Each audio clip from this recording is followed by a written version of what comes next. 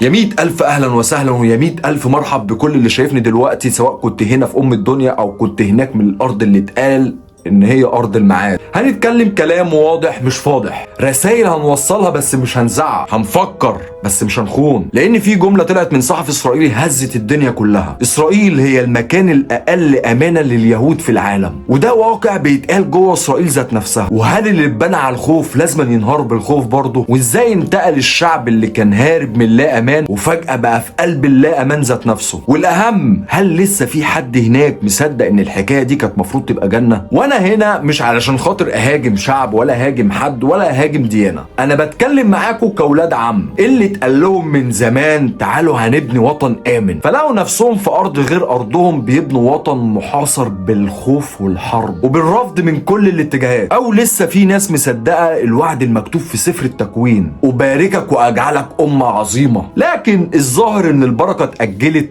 والعظيمة اتبدلت بتزعزع وجودي. مرحب بكل اللي صدق ان الارض دي هتكون وطن، مرحب باللي اكتشف بعد 75 سنة ان الوطن مش بيتبني بالخوف، وانك مهما حفرت انفاق ازاز ورفعت جدران حديد او فحصت ارواح الناس على الحواجز، فاحب اقول لك الامان لا يستورد ولا يسيطر عليه بالسلاح. مرحب بكم جميعا، فأنتم إذا شئتم أم أبيتم أبناء حكاية واحدة بدأت بالوعد وانتهت بحصاركم من الخوف، بدأت بآية وانتهت بصافرات الإنذار، بدأت بفكرة الشعب المختار وانتهت بواقع الشعب المغتصب.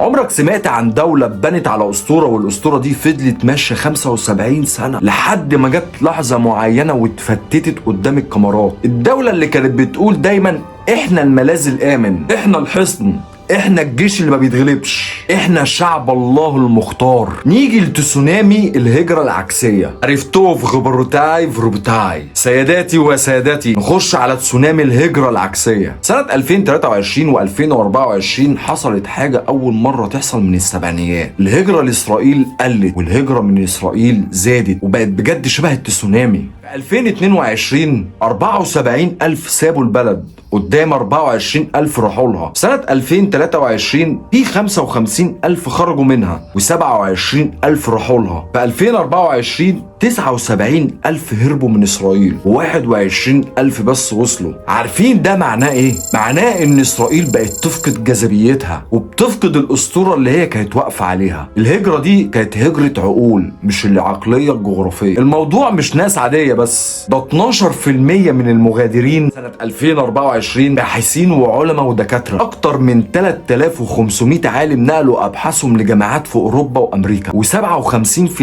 من اللي بيمشوا سنهم تحت ال50. يعني الفئة اللي بتشتغل، اللي بتبتكر، اللي بتشيل الاقتصاد والتكنولوجيا هي اللي بتهرب. يبقى فكرة الملاذ الآمن دي طارت. في مقال لأفرنبرج سياسي ومفكر إسرائيلي بيقول اللي عايش داخل إسرائيل دلوقتي لغة واحدة، لغة التوتر والصدمات، لغة الصراع والمواجهة. بينما بنيت إسرائيل لتكون ملاذا آمنا لليهود، ويعتقد برج إنها اليوم أقل الأماكن أمانا لليهود للعيش. يعني بالعبرية كده أنت لازم تسيبوا فلسطين. استنى بس، ده اللي جاي أدهى وأمر. كلام برج لوحده كفيل يعمل أزمة سياسية. دولة اتبنت على إنها أأمن مكان لليهود وفجأة تبقى أخطر مكان عليهم. إسرائيل في الأساس دولة مصطنعة قائمة على الدعم الخارجي. تل أبيب نفسها معترفة إن هي وجودها قائم على أمريكا، سياسة واقتصاد وسلاح وقرارات مجلس الأمن. أهو كل ده مش من قوة إسرائيل لكن من مصلحة أمريكا. يبقى الدعم اللي بيديهم القوة هو نفسه اللي بيكشف هشاشة الكيان، لأن مستقبلهم مربوط بتغيير الإدارات الأمريكية. أمريكا عطست، إسرائيل تاخد برد. ركز معايا بقى عشان الحلقة دي معظمها أرقام.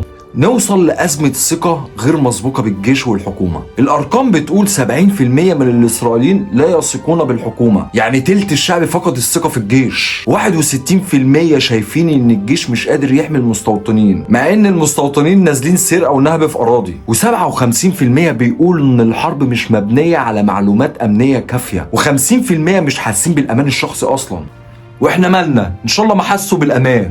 أنتيسيميتيزم معادل السامية. بس دول ولاد عمك، يعني لازم نساعد في حالتهم النفسية اللي زي الزفت دي. وحاول تفهم الكلام. يعني الدولة اللي كانت بتبيع للعالم على انها قلعة امنية كبيرة، دلوقتي شعبها بيقول احنا مش امنين ولا واثقين ولا مصدقين الجيش. لما تجمع كل ده، هجرة وانهيار ثقة وتبعية لأمريكا وشعور بانعدام الأمن، هتفهم إن المشكلة مش في حرب واحدة، لكن في مشروع بيتهز من الأساس. اضطرابات نفسية بين الجنود والجيش اللي اتكسرت روحه. يبقى الصورة دي مش مجرد إحصائيات، ده إعلان رسمي إن جيش الاحتلال ما بقاش قادر يشيل الحرب ولا يشيل نفسه.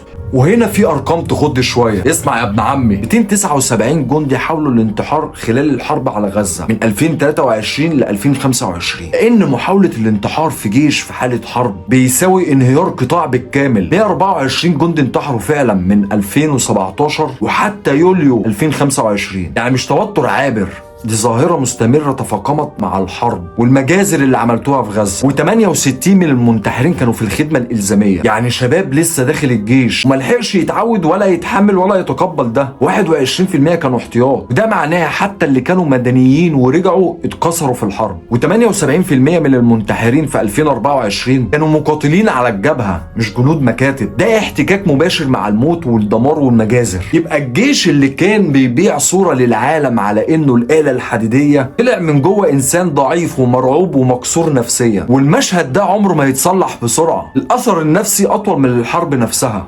وهنا نخش على ازمة تانية، تجنيد الحرديم. مين هم الحرديم؟ الحرديم هي الطائفة الأكثر تشددا في اليهودية. الاسم نفسه جاي من كلمة بالعبرية معناها المرتعدين أمام الرب. احنا بنتكلم عن ناس عندهم نظام حياة كامل منفصل عن بقية اليهود وحتى عن المتدينين التقليديين. طبعا انت ممكن تبقى عارف شكل حياتهم، بس الناس اللي ما تعرفش انا هقول لهم. بيرفضوا الاختلاط بالعالم الخارجي. عندهم مدارسهم الخاصة ولغتهم الخاصة اليدش، قنواتهم، مدارسهم، اعلامهم، نت عندهم يا مراقب يا ممنوع. لبسهم ثابت من مئات السنين، كل حاجه عندهم اسود، قبعه سودا، زلف طويله، ستايل اوروبا الشرقيه ايام الامبراطوريه الروسيه. الستات عندهم بيلبسوا باروكه يا اما غطاء شعر بعد الجواز، لان شعرهم عوره بوجهه نظرهم. عندهم مفهوم الدنيا دي فتنه ولازم ينعزلوا عنها. نرجع بقى للانفجار الاجتماعي. في إسرائيل حوالي 1,300,000 حريدي، ودي مجموعة ضخمة مش أقلية. 14% فقط من سن التجنيد هم الحرديم. مع ذلك رافضين التجنيد لأنهم بيقولوا التوراة قبل البندقية، يعني الدين قبل الدولة، الرب قبل الجيش، تلمود قبل السلاح. الجيش محتاج 13,000 حريدي سنويا ومش لاقي. الحكومة اليمنية متعلقة بالحرديم سياسيا، لو زعلوا الحكومة هتقع، والحكومة رضخت لهم الجيش ينهار. الانقسام صار أعمق. العلمانيين شايفين إن الحرديم عايزين فلوس الدولة من غير خدمة. الحرديم شايفين إن العلمانيين بيحاربوا الدين. إسرائيل مش في حرب مع المقاومة بس، ده هي كمان في حرب مع نفسها. من ناحية تانية الجنود بيتفككوا نفسيا وبيتراجعوا عن الخدمة لدرجة الانتحار. ومن ناحية الحرديم رافضين يدخلوا الجيش أصلا. ده معناه إن الخزان البشري العسكري بدأ يتبخر. الجيش مش قادر يحتفظ باللي عنده ولا يجيب غيرهم. ده أخطر من أي هزيمة على الجبهة. تخيلوا جيش بيحارب في 5 جبهات في نفس الوقت، يا إما جنوده بينتحروا، يا إما بيرفضوا التجنيد، يا إما بيهربوا على أوروبا يحضروا ماجستير في الاقتصاد. الحرديم مش شايفين إن هم نفسهم جنود في الجيش، وشايفين نفسهم جنود الرب. الجيش بيقول لهم احنا محتاجينكم، هم بيردوا دي التوراة not war. انا مش جاي اقترح عليكم الهجرة، انا جاي اقترح عليكم حاجة تانية خالص، اللجوء العاطفي العكسي. بدل ما كانوا بيجمعوا اليهود عشان يودوهم فلسطين، احنا هنساعد اللي هناك دلوقتي يهربوا منها. ان في تأكيد رسمي سنة 2022 59,000 اسرائيلي غادروا اسرائيل نهائيا. وفي 2023 القفزة الكبرى 82,800 مغادرين. حلو بقى كملت وراهم ب 82,700 مغادرين برضه. يعني في اتساق وثبات وقرار جمعي واضح يا جماعه، مش عايزين نعيش هنا، يبقى لازم نطلق المبادره الانسانيه لاعاده التموضع. صاحبي، ولان الانسانيه فوق كل شيء، ولان حياه الانسان اغلى من اي مشروع سياسي، فاحنا بصراحه لازم نمد ايدينا لليهود بدافع القلق الشديد عليهم. انت يهودي حاول توسع مخك وتفهمني واحدة واحدة. إسرائيل ما بقتش المكان الآمن اللي اتقال لهم عليه. الهجرة زادت والانتحار زاد والجنود في انهيار. الحرديم مش عايزين يمسكوا بندقية أصلا. فمن باب سلامة الروح نقترح على المجتمع الدولي المبادرة التانية، رجع ابنك لأوروبا، أو بمعنى أكتر رقة عودة دافئة للجذور الأصلية. ليه يعيشوا في منطقة كلها صواريخ ومقاومة ومقاومة للمقاومة ومقاومة للمقاومة اللي بيقاوم المقاومة ومستقبل مجهول ومشروع بيتفك. والله العظيم ممكن نحررهم من الخوف قبل ما نحرر الارض. مش لازم كل حد اتولد في تل ابيب يفضل فيها. في ناس اتولدت في كييف ووارسو وفرانكفورت وبرلين، ما يرجعوا يا جماعة. الجو هناك الطف والطب النفسي متوفر ومفيش مقاومة بتخلي الجندي 80% على حافة الانهيار. انا مش عايز حاجة، بس بصراحة يا ابن عمي انا خايف عليك لانكم عملتوا اللي تقدروا عليه، بس الارض هنا مش متقبلاكم، ولا التاريخ ولا الجغرافيا ولا حتى الجنود نفسهم. وبصراحة كده ايران مش ساكتة.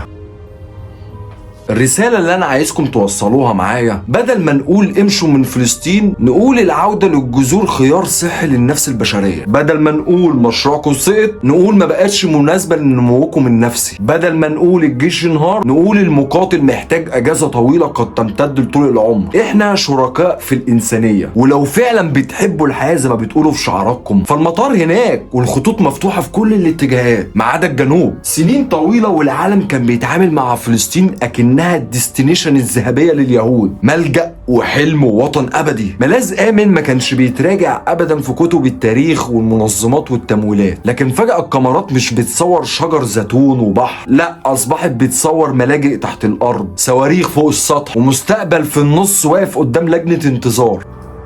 وعلشان كده في إطار دعم حقوق الإنسان والعدالة الكونية وكوكب الأرض اللي تعب من الحروب، نعلن عن إطلاق البرنامج الدولي الجديد Reverse Emotional Asylum Program، اللجوء العاطفي العكسي. بدل ما كانوا اليهود بيفروا لفلسطين باعتبارها الملاذ الآمن اللي اتلغى من الخدمة مؤقتا أو اتسحب منه الترخيص الأمني، هنا بقى يجي دور الانفلونسرز. بدل ما تعملوا إعلانات كام تو هولي لاند، خلوها ليف هولي لاند بفور ألارم ويسل، ونحط كود خصم للهجرة صالح حتى انتهاء الحرب أو انتهاء البطارية بتاعت القبة الحديدية يوم أسرع. احنا مش بنقول لحد يسيب وطن مش وطنه، احنا بس بنقول إن الوطن نفسه سابهم، ساب معنى الأمان ومعنى الاستقرار، وبقى يزورهم كل يوم في شكل رسالة طوارئ انتر شيلتر ناو. برنامج اللجوء العاطفي العكسي مش ضد وطن ولا ضد دين، هو بس اعتراف رسمي ان الامن مش لوكيشن. الامن حالة نفسية، لو اختفى يبقى المكان ما عادش وعد، بقى وداع. الانفلونسرز العالم، بدل ما نصور رحلة الى ارض الاجداد، صوروا رحلة من ملجأ لمطار علشان الناس تتأكد ان الملاذ مش عنوان، ده شعور. لما الشعور ده يتبخر، السفر بيبقى علاج. مشكلتكم مش معانا، مش مع العرب، مش مع التاريخ، مش مع التوراة، مش مع الوجود نفسه. مشكلتكم مع النظام اللي انتوا صدقتوه. وفي النهاية قد تكون الحكاية كلها مش قصة أرض ولا حدود ولا عقيدة، قد تكون ببساطة قصة بشر اتقال لهم هذا وطنكم الذي وعدتكم به، فاكتشفوا بعد عقود ان الوطن مش وعد مكتوب ولا سفر مقدس ولا قوة نووية. الوطن هو الأمان، ولو غاب الأمان غاب الوطن مهما كانت خرائطه. ولاد عمنا، التاريخ علمنا ان اللي يزرع الخوف بيعيشه، واللي يبنيه على السلاح ينام جنبه، واللي يراهن على حصار غيره ينتهي وهو محاصر. النهارده رحبنا بيكم لا كخصوم ولا غرب، مع انكم انتوا واخديننا كده، لكن كبشر خلقهم رب واحد كتب لهم حياة واحدة على ارض واحدة. مش لازم تقسم ولا تقدس بالسلاح، ربما آن الاوان مش للعودة الى ارض جديدة، بل العودة الى عقل جديد، ده لو عندكم وجذوركم الأصلية. عودة إلى عقل يفهم إن الأمان لا يفرض ولا يقتنص ولا يخطف من يد الجغرافيا. الأمان يا ولادي العم يصنع بالسلام العادل الشامل، لا بالملاجئ الخرسانية ولا ببنادق الحراسة التي أصبحت تحرس الخوف ولا تبعده.